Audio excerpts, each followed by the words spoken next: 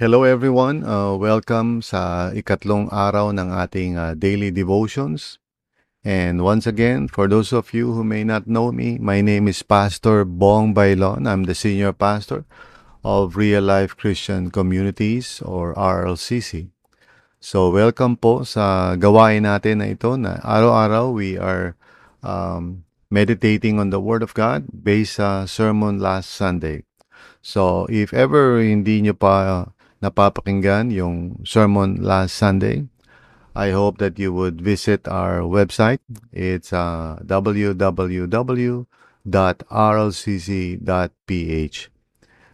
Please go there, visit para mapakinggan ninyo yung ating mga mensahe, and particularly of course yung last Sunday na ang title po ay Signs of a Better Heart, where we looked at Galatians 5 verse 16 to 24. At tinignan natin yung three indicators that show that God is truly at work sa buhay natin. And this is both an encouragement as well as a warning for some. Okay? An encouragement because sometimes we may not understand itong work of transformation that God is doing, and we might misinterpret yung ating mga failures as a sign that maybe we are not changing. And like I said, this is a misunderstanding. God wants us to know that He is at work. And sometimes yung struggle natin might be misconstrued as proof na hindi tayo nag-grow. But on the contrary, it is the evidence of new life. It can also be a warning kasi minsan we might be so complacent and we're thinking na okay lang na meron tayong mga ginagawa sa buhay natin that is not aligned with the will of God. And maybe at first tayo ay nako-convict, but we continue doing it and it becomes a lifestyle. So, what we're talking about in this sermon and in our daily devotions is also a warning not to go in that kind of direction sa buhay natin. Amen. So, patuloy tayo. We are now on the third day, and this time we want to look at verses 19 to 21. Still sa Galatians 5 po tayo. And so, let's read that. The acts of the flesh are obvious: sexual immorality, impurity and debauchery, idolatry and witchcraft, hatred, discord, jealousy, fits of rage, selfish ambition, dissensions, faction, and envy. So let's just stop there. Ang title po ng devotion natin today ay Uprooting the Common Weeds. So tayo po ay manalangin. Lord, help us to understand the transforming grace and work of the Holy Spirit sa buhay namin. Help us not to misinterpret yung mga karanasan namin, but rather to see it from the filter of your word. May the truth guide us always and help us as we walk each day by faith. At kung meron man kami mga struggles, help us to see it not as evidence of failure, but rather as evidence of life, the life of God that is at work in us. So, tulungan niyo po kami, Panginoon, as we continue to trust in you and cooperate with your work of grace sa buhay namin. We trust you, Lord, and we thank you right now in Jesus' name for how you're going to teach us once again. Salamat, Panginoon. In Jesus' name, amen and amen. Now, the works of the flesh, in other words, yung sarili natin o yung mga bagay na nanggagaling lang sa sarili natin, that Paul calls acts of the flesh or works of the flesh, sabi niya, are obvious. What does he mean by obvious? Well, he means that we can actually see it all around us. We can actually observe this. This is a common thing. So, he's talking about things that everybody else is doing or struggling with. These are common sins, not the parang sabihin natin na mga sins na very terrible like murder, or kidnapping or rape or whatever. He focuses his attention on those common things that we all struggle with. They show themselves, basically sinasabi ni Paul, in everyday life, especially in our relationships. And that's the key. May mga common pagkakamali that actually is affecting our relationships, that makes us unloving, that makes us people na not a blessing to others, but can sometimes be a curse or a burden to other people. And these are common things, no? Many of these sins damage community, like hatred, diba? Jealousy, rage, selfish ambition, or pride. So a heart ruled by the flesh cannot build unity. It cannot build relationships. The flesh destroys relationships. That's why when you look all around, no, sa mundo natin, even in ourselves, okay? Kung flesh lang yung pagkakatiwalaan natin ng sarili natin, and of course, we are, most of us anyway, are ruled by emotionality or reactivity. Depende sa family of origin natin or how we have been formed. Depende sa mga attachments natin in the past. Meaning to say, if we were raised up in a secure environment of unconditional love versus maybe conditional love yung naranasan natin, people would withhold their love for us if we are not able to measure up sa kanilang mga expectations. So, depende yun sa maraming bagay. And by the time we become adults, we already have been formed by the world. No, whether the sins of other people toward us or even our own sins, whether sa sarili natin o sa ibang tao. So these things have been formed in us. So yung flesh natin, tayo mismo, apart from God, is a mixture, on the one hand, probably we are people who can show love, or we like people who like us or who love us. We can be kind, but we can also be cruel, toward those that we hate or dislike. We can be judgmental. We can be people who, easily condemn others for their failures. We can be unforgiving. We can be bitter. We can be revengeful, So, yung mixture tayo, yung sarili natin. On the hand, merong mga good stuff na nanggagaling sa atin, but there's also a lot of bad stuff that comes out and destroys relationships. I say this not parang to appear parang self-righteous. I'm just telling you the facts. Diba? Alam nyo naman ito. Like for example, ilang marriages ang alam mo na sira because people cannot forgive or cannot work out their differences. Ilang mga family ang broken, Ilang mga anak ang destroy ang life because parents don't know how to really love their children. Or mga children minsan, in spite of the fact that they are loved, they choose to be rebellious. So, ang problema sa lipunan natin, corruption, and so forth. Okay?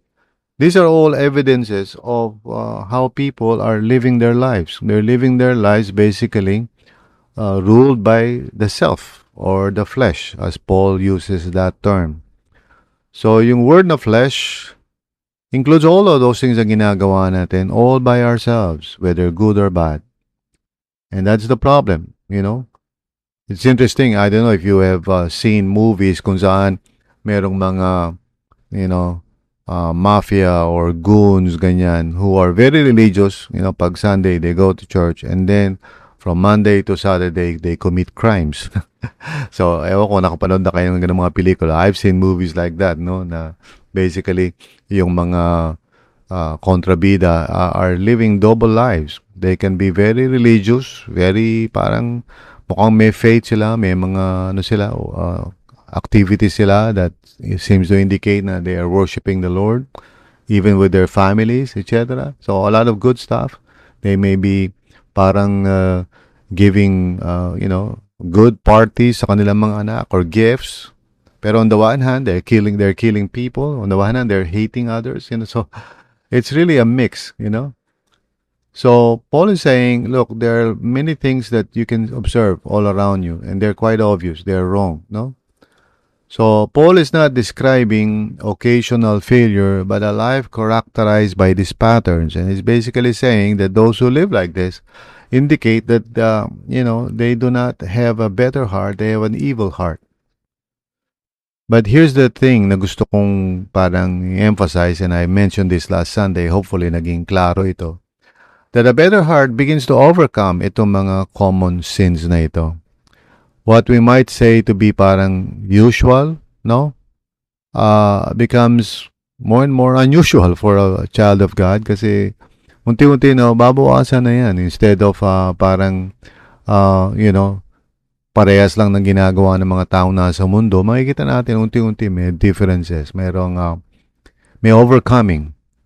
Okay? So, imbis na envy, there's now more parang kindness and appreciation for the blessings of others. Imbis na jealousy, there's more understanding. Imbis na mga bagay-bagay that causes disruption sa relationships, mga believers, they are learning through the Word of God, through training, through the work of the Spirit sa puso nila, they are learning how to relate better, how to forgive, how to be kind and generous, patient, So makikita mo, and we'll talk more about it as we talk about the fruit of the Spirit. Pero ganun ang itsura ng isang tao talagang na-transform. Yung mga common sins that we see all around us, hindi na yun nakikita mo sa buhay ng isang mananampalataya. Of course, there are still failures. May mga pagkakataon pa rin na even a Christian may become, judgmental. I mean, ganun talaga eh. That's part of the progress. Like I said, it's about progress, not perfection. No? So, katulad din ng mga weeds and mga damo, they just grow naturally, di ba? If it left unattended. So, in the same way, sinful patterns can spread quietly and quickly sa puso natin. But when the Spirit is at work, okay, those weeds are constantly, being removed. Okay? Now, doon sa bakura namin, madaling tumubo mga damo. And occasionally, there's this guy who would come and he would say, Sir, linisin ko ang garden nyo. And I would say, yeah, kailangan na linisin. So, lilinisin na niya. In the same way, the Spirit of the Lord is constantly at work sa atin to deal with those attitudes and behaviors that once controlled our lives and really affected our relationships. So, imbis na maging loving and life-giving yung relationships natin, dahil sa self natin, yung mga maling bagay na form sa atin, nakakasira ng mga relationships. But through the work of the Spirit, and here's the thing, makikita mo na nagiging mas maayos na yung mga usap sa pamilya, sa mag-asawa. Nagiging more or sabihin natin, less reactive pala. Yung mas nagiging less reactive, mas nagiging calm. Mas nagiging kind yung mga words natin sa isa't isa. And those things are really evidence of God's transforming grace. Kapag less and less of the common sins that we find all around us ang nakikita sa behavior natin. That is something that we should celebrate. Thank God, Kung hindi ka na mahilig sa mga discord and, fits of rage, yung pride, unti-unti mo nang nababawasan and you are becoming more humble and aware ka na sa pagiging reactive mo sa mga situations. These are good signs in spite of the fact na minsan may failure ka pa rin. So, in spite of the fact na minsan may mga nagagawa ka pa rin na hindi tama, okay, it doesn't mean that you are a failure. It means that you are changing. There are times ako bilang isang pastor, having lived with the Lord for such a long time now, I gave my life to the Lord when I was just 22 years old. And now I'm turning 66 by March. Happy birthday to me. But anyway, so all this time, minsan isipin mo dapat, di ba? Di ko na ginagawa itong mga bagay na to. And the truth is, well, may mga nagagawa pa rin ako na that is disappointing to me and of course convicting. But at the same time, there are many things ngayon that I would say that I'm able to do by God's grace. So I'm able to practice being less anxious, although there are times that I'm still anxious, but I'm beginning to be more aware of that. So don't be hard on yourself. Don't be so legalistic na kailangan perfect ka na. Right? Tingnan mo yung sarili mo. Are you able to, you know, do more and more positive stuff and less of the negative stuff sa buhay mo, especially in your relationships? That's a good sign. Okay? So, just continue on and persevere, no? Invite the Holy Spirit to continue exposing yung mga common sins na yun sa buhay mo. Like being judgmental, kunyari, being a perfectionist, being nonchalant, walang pakialam, being a person na parang, laging sarili lang iniintindi. These are common things that people do. Pero as a believer, ask God to help you. He doesn't want you to be a selfish person. He wants to, uproot yung mga common sins na yun of anger, bitterness, ganyan, jealousy, pagkikipag-away, self-centeredness, pride, mga ganon. Naalis niya yan eh. And so, ask the Lord to just deal with those weeds, mga damo, no? And as these things begin to disappear from your life, it shows, it is a proof that God truly is at work in your life. Amen. Congratulations for that. Diba? So don't be disappointed. Don't be so idealistic. Let's look at the progress, and ask God to help you. If you're struggling with envy, ask God to help you. If you're struggling with pride, laging gusto mong iangat ang sarili mo, ask God to help you. The Holy Spirit can change you. And you would see less and less of these things. At yan ang katibayan that God is truly at work in you. Amen? So tayo po ay manalangin. Dear Father, salamat Panginoon na you are showing to us na you are at work as more and more of these common problems that we see all around us is becoming less and less part of our lives. Although we are not perfect, Panginoon, but the work of the Lord continues at patuloy mo nililinis ang buhay namin. Maraming salamat po, O Lord. Thank you. We love you. We trust in you. Help us to persevere. Help us to trust God always. In Jesus' name, amen and amen.